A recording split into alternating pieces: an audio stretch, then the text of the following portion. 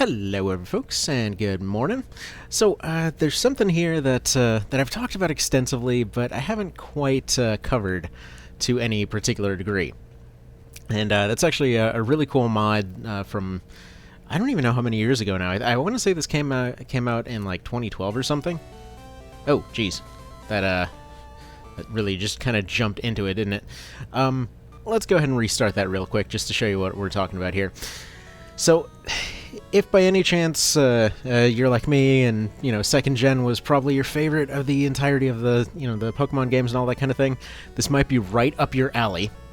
Because this is exactly the kind of mod that I wish somebody could make for the Ogre series. This is a very unusual mod. Like, you see a whole lot of mods out there that are like, oh, let's just remix some of the teams, let's maybe remix some of the challenges or something. None of them say, hey, let's take a shiny pig creature and make it pursue cake.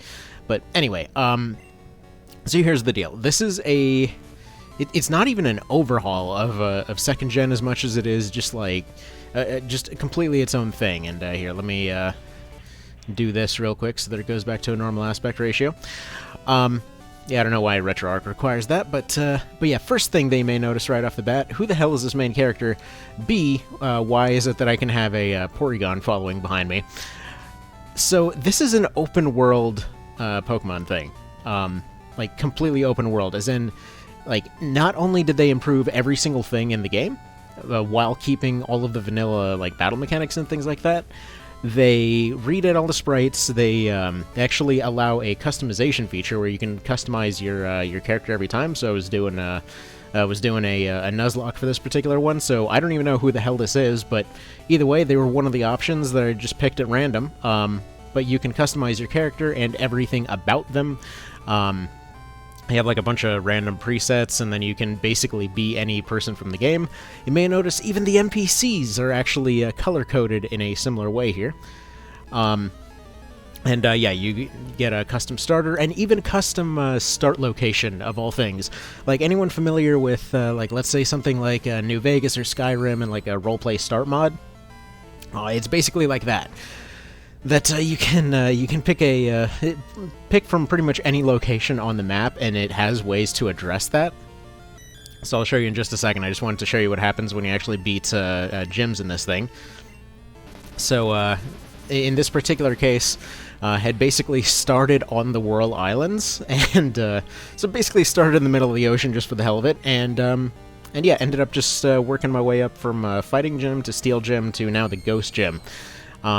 And the way that this works is every time the way that the game actually balances itself for the fact that you can start anywhere, is it'll start you off in a kind of relatively safe starting area. It gives you like lists of difficulty ratings as far as how likely you are to completely screw yourself. So, for example, if you don't realize that there's a front door to your house, yes, that happened to me. For the bottom left of the map, you may potentially get yourself weirdly stuck in the Whirl Islands, or so I thought, because it seems like they thought about just about everything in this thing. Because guess what? You may think like, okay, you can start yourself in some pretty weird locations, you're completely stuck. Turns out, no. As far as I've seen with the different starts, almost all of them will have an escape rope nearby. And basically, the way that this works is you have your house key. If you have an escape rope in your inventory, your house key will always warp you back to whatever your current house is. Yeah, there's a housing system in this, too. So, you start off with whatever house you start off with, which, like I said, in my case, was basically a survivalist bunker that the Ghost of the Whirl Islands, which is actually how I have this Krabby over here that's, well, that's a higher level than everybody else, because technically I just kind of went in there, threw a ball, and hoped for the best. Turns out, yeah, weird stuff can happen in Nuzlocke sometimes. Actually started off with a Porygon here. But yeah, this is a really, really cool mod. Like, every time that you beat a gym, the game scales up on you. So this does mean that by the end of the game, everything's going to be running around with level 100s and stuff like that. So I don't even know, like, this is, like I said, this is third gym now. Normally this guy would be like, I think like 5th or something. So they're at 17. They're at about the same point that they would be on a normal playthrough, actually, all things considered. I think maybe... I think that's about right. But yeah, you can have any one of your team members following. You may notice the kind of swooping in mechanic from Pokemon Yellow. I assume it was just kind of left in the engine or something. But yeah, move-wise, item-wise, everything seems to be the same so far. You just can start with whatever. And the funny part is each one of your starters will actually come with appropriate starting items, too. So it's not just the obligatory berry at the start. Like Porygon here comes with Amulet Coin. If you get a Smeargle, it just comes with a letter that says, "Why would you do this?" It's pretty fantastic. But yeah, so kind of like later games in the series, every time that you get a badge, the stores update. So in this particular case, just kind of got pretty lucky with the fact that this thing gets a psychic move early on. I didn't realize that was a thing at all. So probably about to die here. That's a bit of a problem. We've got backups for this, I suppose. Yeah, Curse is still a bit of a pain in the neck, all things considered. Weirdly enough, I don't know if some of the items are randomized, because I noticed that Shucky here comes with a rare candy instead of berry juice, which he does in the original. It might be nothing. Also, this ghost is a douche. Just saying. And the double hypnosis. Yeah, this one's not going well. And he can't run, can he? Welp. Rip Ghost, I suppose. Or, oh, wait. I guess Full Heal gets rid of Mean Look now or something? Actually, no, it doesn't. What am I talking about? Should be simple enough, actually. We just heal him, put him back in there. Vegas here, I keep forgetting that he's a water type that doesn't have a water move, so... Yeah, also this Ghastly apparently just can't miss, so that's fun. Can you leer or something? No, you literally can't do a thing to this. You're also only normal moves, so yeah, go ahead and switch you back. Yeah, I know. It's not a good run if you're using items, but whatever. If you're doing a Nuzlocke or something like this with this one, honestly, I would say probably do a BS clause, because bear in mind, there will be cases where you will just kind of walk out of your starting area and die immediately because you can't tell where you are. It does have quality of life features to try to make up for that, just so you know. Like, for example, with that Whirl Island thing I was talking about, normally that area is completely blacked out, and they basically leave a sign right by your door that says, hey, just so you know, if you end up leaving the cave, the lights turn off, basically. They have some other way that they justify it, saying something along the lines of, like, the light fades the further you are from your house or something. Which just basically means, yeah, if you walk out of the front door, or the front of the cave, then it will become dark, but if you're just walking around casually, then it'll be just fine. And if you stay in your initial starting area, you have standard starting encounters to get your party built up. But if you walk past that, that's when you run into, like, level 20 pluses. I really wish this thing would stop critting. This is a terrible example of how stuff normally goes, and apparently I have messed with a cord. That was weird. Okay, I think we're back. Not even sure what happened there exactly. Anyway, back to ye old second-gen goodness, which yeah. So every time that you scale your game up here, so every time you beat a gym, it'll end up giving different teams to all the gym leaders, and you can do them in any order whatsoever. So whether you want to do them in a convenient manner, whether you want to go, just do them in the proper order, whether you want to do the entire game backwards or what, it's all there. And they specifically mention in the notes that it might be a good strategic choice to go for some of the harder ones earlier on, which you absolutely can do. And they added these little scenes from later in the game too, wherein they'll go in, they'll drop in for a little bit of dialogue with their final unit. The funny part is that some of them do only come in with one. So, like, for example, with this particular one, I think it was like a level 17 Steelix for whatever face in the Steel Gym is. So she just immediately started off with her whole dialogue there. So it seems to be triggered by whatever their last unit is. Alright, there we go. Got TMs, got stuff, and now we get the phone call. So we leave, and it's cute. They'll they'll actually react and follow you down there, which makes me wonder if maybe this was meant to be a mechanic earlier on. I don't know if this is because it was left over from Yellow, because I don't recall him doing that in Yellow, but either way. The little exclamation mark, I mean. Yeah, so this is their league office. Congratulations on another gym. And so they update your account, so you get 3 badges here. And, oh yeah, they always give you, like, little, here, just so you know, there's cool stuff over here. Or, you know, here's a little bit of news, here's where you may find some HMs, or here's some hidden items. It's cool, it's a nice little touch, you know?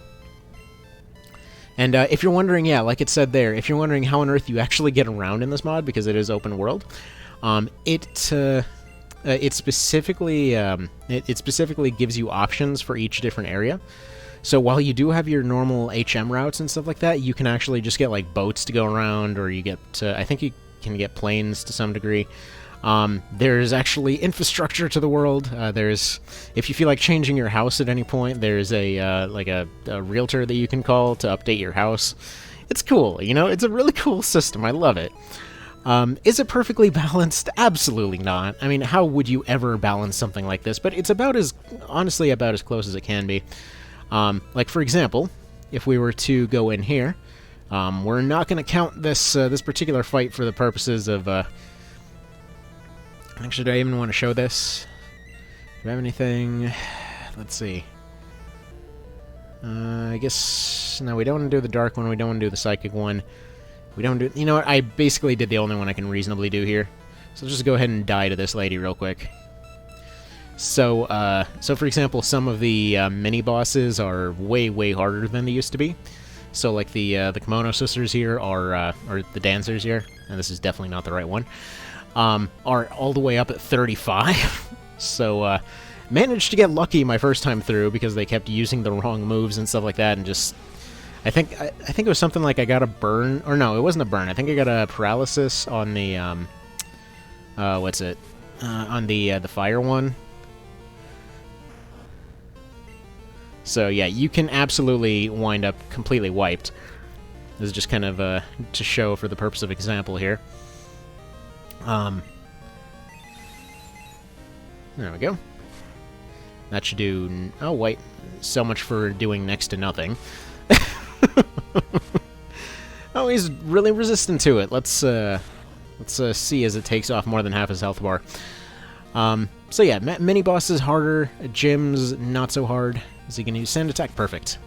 So this is what worked the first time, except it missed. Fantastic. So you wait for them to do a crappy move, use encore. Yeah, that would have been that would have ended pretty badly anyway. And yeah, that's just kind of how this game goes. So like I said, if you're doing a Nuzlocke or something like that, definitely include a BS clause in there, because stuff will happen, you know? Stuff will definitely happen. And I think the main thing to show from here, actually... You know, let's go ahead and restart this real quick. Because you're probably wondering, what are these start options that it gives you access to? And bear in mind, if you are just testing around with stuff at the start, it does give you an option to reset for your shiny starter or something like that if you want. Oh, actually, that's the other cool thing. So yeah, you pick a starting region. So like, let's say you just wanted to start off, whatever, you want to start off at Cinnabar Island for some reason. You just want to go start off getting your missing no, and then you start off with your character customization.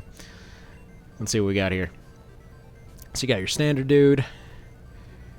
Here. So you get your different models here. They can be all kinds of different people, all kinds of different trainers. I don't know how many, like, I want to say this one was from, like, when they were making green or something like that. I don't know. So, a lot of these I don't recognize. Like, you have two different versions for red. One from gold, the other one from red and blue, or I mean like gold and silver and red and blue. This is what's her face, the just like female protagonist for Crystal. Your standard dude here. You got your rocket grunts if you want. These are somewhat randomized. I can't help but notice that this time they seem a little different. These are all presets, I think. You know, let's see. No, these are all... No, that's a completely other thing. To some degree... Yeah, these are all your preset main characters. There's more of these here, and I'm not sure how to get to them now. But yeah, you can pick a color palette. You can here, let's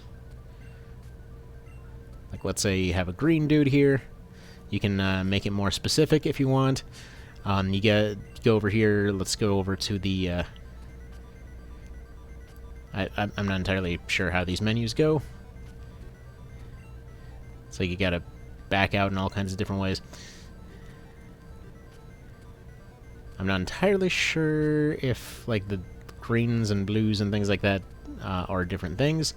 You know, let's go ahead and set this to none. See if that changes the model. Because I know the last time I was going through here, it seemed like there was just completely random models. Maybe that is all of them. Maybe I'm just crazy. It's possible. Whatever. Let's just pick one at random. I don't actually know what happens if you select none. So let's just... Yeah, apparently their actual name is green, so let's make them red. Okay. So we back out of this. And then at that point you can make your colors more specific if you want, and make them all yellow. Okay.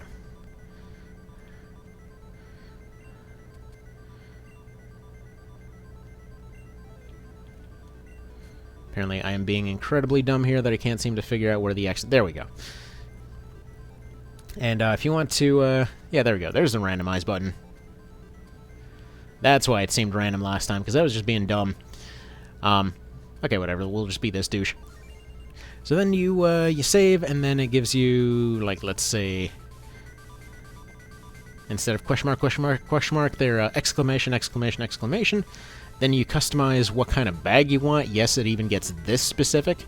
So let's go with the McDonald's bag here. Then you go for like what colors you want your bags to be. So let's make this crap orange. So you can go full like Fallout with it. And then you get your different starters. You get your Gen 1 starters. You get your Gen 2 starters. You got your kind of unique starters, whether you want the poker chews or the Eevees, or you want a duck, or you want the sort of brain dead duck, or you want a seal for some reason, or you want some fire starters. They give you 3 of those all of a sudden. Got your Porygon there. I don't know if it actually tells you what item they start with here. You can start off with the babies. And yeah, you can see they have the different group names under there. You've got the starters, you've got the basics, you've got the babies, you've got the extras, and you've got the hard ones here. So what happens if you start off with an unknown? And yeah, you can absolutely start off with a Magikarp. Actually, what does the Magikarp come with? All right. There is still a way to make Magikarp work, I think. Now, bear in mind, each of these starting scenarios that you get has all kinds of different justifications for what it actually is. So, like, if you start off over in the same house as you do in Red and Blue, and by the way, they do give you a full tutorial if you want it. But if you start off at the Red and Blue house there, you're basically starting off at the same house, but they justify it as you're basically staying at Red's mom's Airbnb or something like that. It's pretty fantastic. But you always get a house, you get your map of the 2 different regions. So you go to the right side of the map, you get the right side of the map. You go to the left side of the map, you get the left side of the map. I know it's a weird detail to be happy about, but it's just cool. So, like I said, each of them comes with a... Oh man, okay, this one starts off with Ice Cave. Or no, wait. It starts off with the Ice Cave music anyway. So yeah, you have like your training area that you start off with. Can't do Jack. Berserk Gene? What the hell? What on earth? I'll be honest, I have I've done like Nuzlockes of a randomized version of this since forever. I have never seen Berserk Gene. I don't even know what that is. Oh, and by the way, if you wanted to see base stats and base power and where you met them and all of their natures and happiness and stuff like that, as well as what their hidden power move is, you have a 4th tab to show you all that info. Alright, so I'll just go ahead and run, because obviously this stupid fish can't do jack. And if you're wondering how exactly do they react, they do still have the talking dialogue and stuff like that. Alright, where are we at here?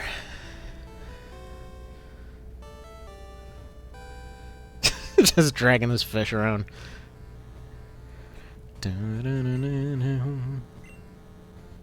Huh. I'm assuming there's like a dev cave or something?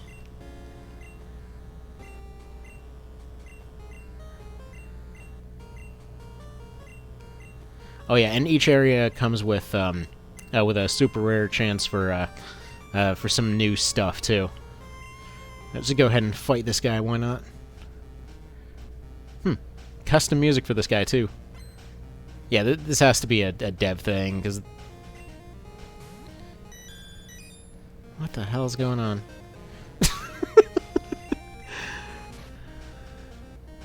This is so weird. But yeah, I absolutely love this mod. I wish that somebody would make something like this for the Ogre games. Because, yeah, like, it's... Especially like OB64, March of the Black Queen, something like that. I would say we have something very similar in the recent randomizer for March of the Black Queen. But it's, like, not quite at this level yet, but it'd be really cool to have something like this going, you know? So there we go. We'll go ahead and get robbed by one of the devs here. Because this fish can't even attack something. And so, like I said earlier, you might be wondering, how on earth do you actually win this, then? Fatality. Jeez. Which, basically, the answer is the same way that the first one wound up being possible. You just kind of go into your starting area and just grab a random thing, or you go into your hard mode area, which I'd assume starts around here, and then you throw a ball and hope for the best. It's definitely not the most consistent way to do it. Is this the same place we just were? I have no idea. Oh, there we go. 5% chance, huh? So we can just get a second starter right away. Beautiful. Love the fact that there's just a McDonald's bag. So yeah, I'll leave a link in the description to this mod. It's a standalone thing. You don't have to do anything fancy to make it work. You don't have to patch anything. You don't have to do anything because it's like it doesn't even resemble the original game anymore. It's completely its own thing using the original's assets. And I guess we're not getting this thing. Jeez. And yeah, really fun mod. Definitely recommend it. And I mean, that's all there is to say to it. Crystal Clear is pretty fantastic. Right. Come on, can we end this thing catching this dang thing? It's like the only thing that I would kind of wish that they added to it, which by this point the mod's been long completed, so whatever. Later on in the series, they ended up adding a mechanic where if you catch something, you still get experience for it. I mean, it's just not a thing that there's probably even a trigger for in this generation. Anyway, you guys have a good one. Take care, and see you next time.